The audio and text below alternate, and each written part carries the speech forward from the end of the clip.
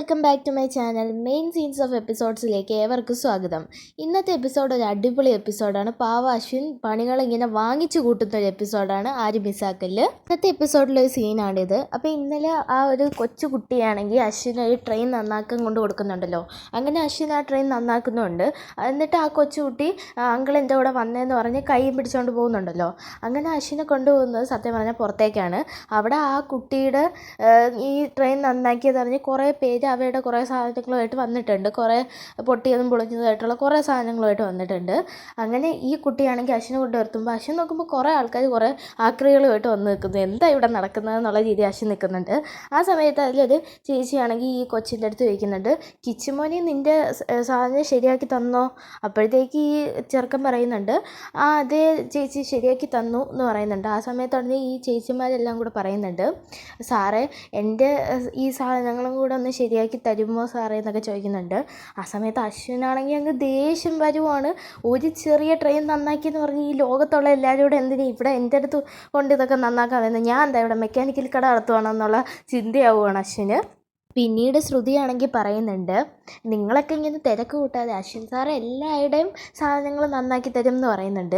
ഇത് കേൾക്കുന്ന അശ്വിനാണെങ്കിൽ ഉടനെ ശ്രുതിയുടെ കൈ പിടിച്ച് അങ്ങോട്ട് മാറ്റി നിർത്തിയിട്ട് പറയുന്നുണ്ട്, what do you think about me? ഞാൻ എന്താ ഇവിടെ മെക്കാനിക്കൽ ഷോപ്പ് നടത്താൻ വന്നതാണെന്നാണോ നീ വിചാരിച്ചിരിക്കുന്നതെന്ന് ചോദിക്കുന്നുണ്ട്. ആ സമയത്ത് ശ്രുതി പറയുന്നുണ്ട്, നിങ്ങളിവിടെ മെക്കാനിക്കൽ ഷോപ്പ് നടത്തുകയോ നടത്താതിരിക്കുകയോ എന്തോ ചെയ്തോ, പക്ഷെ അവർ നിങ്ങളെ ഒരു നല്ലൊരു മെക്കാനിക്കായിട്ട് കണ്ടുപോയി. അതിനിപ്പം ഞാൻ എന്ത് ചെയ്യാനാണ് എന്ന് പറയുന്നുണ്ട് ശ്രുതി. ആ സമയത്ത് അശ്വിൻ്റെ ബുദ്ധിപരമായ നീക്കം നീങ്ങുവാണ്. എന്നിട്ട് ശ്രുതിയെടുത്ത് പറയുന്നുണ്ട്, ശരി ഞാൻ ഇതൊക്കെ നന്നാക്കി കൊടുക്കാം, പക്ഷെ ഞാൻ നന്നാക്കി കൊടുത്താൽ എനിക്കെന്ത് കിട്ടും എന്ന് ചോദിക്കുന്നുണ്ട്. അതേക്കുന്ന ശ്രുതി ഉടനെ പറയുന്നുണ്ട്, അയ്യടാ അപ്പം നിങ്ങൾ ക്യാഷിന് വേണ്ടിയാണോ നന്നാക്കി കൊടുക്കാമെന്ന് പറഞ്ഞതെന്ന്.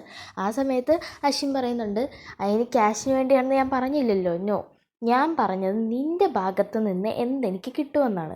ആ സമയത്ത് ശ്രുതി പറയുന്നുണ്ട്, എൻ്റെ ഭാഗത്തു നിന്ന് എന്ത് കിട്ടുവാൻ? ഒന്നും കിട്ടില്ല എന്ന് പറയുന്നുണ്ട്. പിന്നീട് ശ്രുതി പറയുന്നുണ്ട്, പക്ഷേ നിങ്ങൾക്ക് പലതും നഷ്ടപ്പെടും, കാരണം നിങ്ങളുടെ പല സാധനങ്ങളും ഞാൻ എടുത്ത് ഒളിച്ചു വെക്കും എന്ന് പറയുന്നുണ്ട്. അപ്പോൾ വാട്ട് എന്ന് പറഞ്ഞാൽ അശ്വിൻ ദേഷ്യപ്പെടുന്നുണ്ട്. അത് കഴിഞ്ഞ് ശ്രുതി പറയുന്നുണ്ട്, നിങ്ങൾക്കൊരു പെർഫ്യൂം മതിയോ എന്ന്. അപ്പോൾ അശ്വിൻ പറയുന്നുണ്ട്, നോ എനിക്കതൊന്നും വേണ്ടെന്ന്.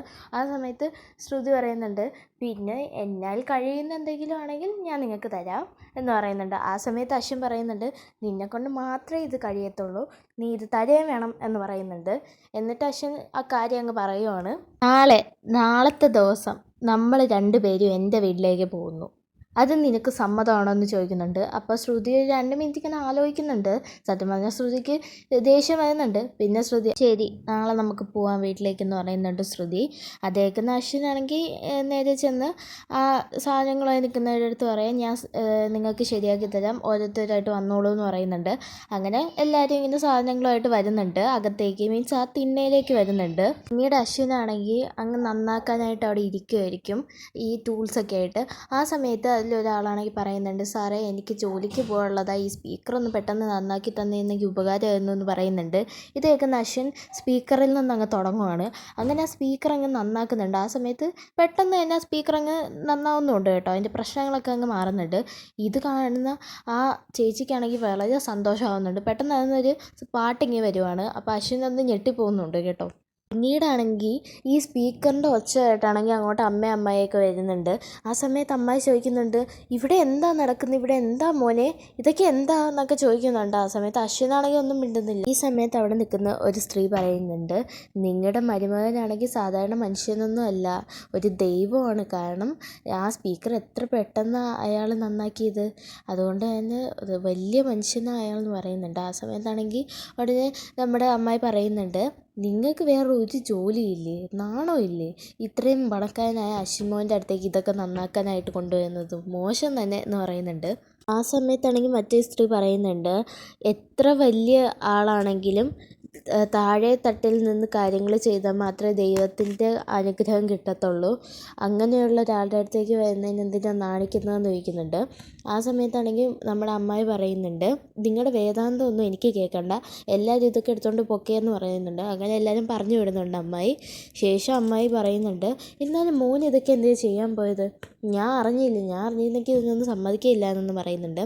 ഉടനെ ആണെങ്കിൽ നമ്മുടെ അമ്മായി പറയുന്നുണ്ട്, മിക്കവാറും ഈ പെണ്ണായിരിക്കും, ഈ ശ്രുതി ആയിരിക്കും ഇതൊക്കെ കാണിച്ചു കൂട്ടിയത്, ഈ പെണ്ണിയിട്ട് ഞാൻ നല്ല കൊടുക്കുന്നുണ്ടെന്ന് പറഞ്ഞ് അമ്മായി ശ്രുതി വഴക്ക് പറയുന്നുണ്ട്.